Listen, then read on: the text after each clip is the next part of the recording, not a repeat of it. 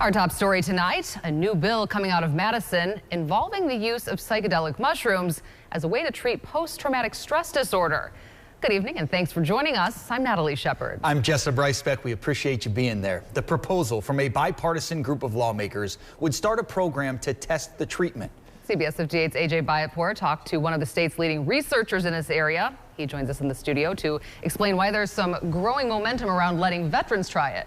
Right, Natalie, Jessup, the biggest source of optimism among advocates for psychedelic treatment is these chemicals alter your brain in a way that goes beyond what most common antidepressants do. That researcher helped us visualize just how these psychedelics work, and he made clear there's much more we still have to learn. This is psilocin. In a lab room at the Medical College of Wisconsin, And this is serotonin. John McCorvey illustrates why researchers are optimistic psychedelic drugs can improve people's mental health.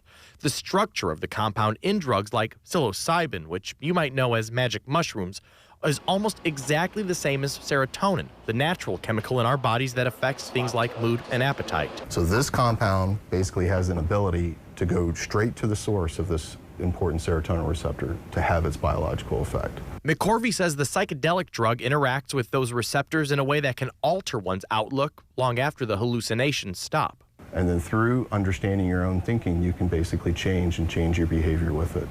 A bill authored by 2 Republicans and 2 Democrats would create a pilot program for veterans with PTSD to try psilocybin. I just think it's really important for our veterans. That is really what it boils down to, and any avenue we can use to help them is something I'm willing to sign on to. I deployed to Afghanistan in 12-13 in a combat role. Matthew McDonald now operates Next 18, which organizes golf trips for veterans that include more traditional types of therapy, but he's also experimented with psychedelic treatment.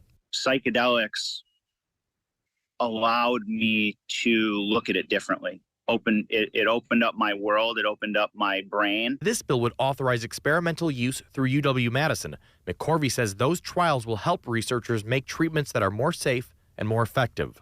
I'm excited, actually. There are efforts to move the substances forward to try to study and understand what they're capable of and what they're not capable of.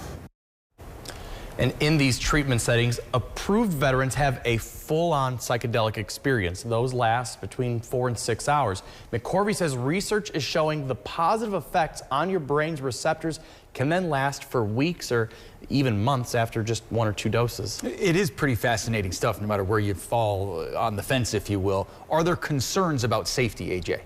Yeah, at this point, it's definitely not safe for everyone. High-risk categories include people prone to schizophrenia or with heart problems, for instance. What was one of the most interesting things I learned at the lab today was that those researchers at the medical college are actually looking into if there are different modifications they can make to create new forms of treatment that would be safer for those high-risk groups.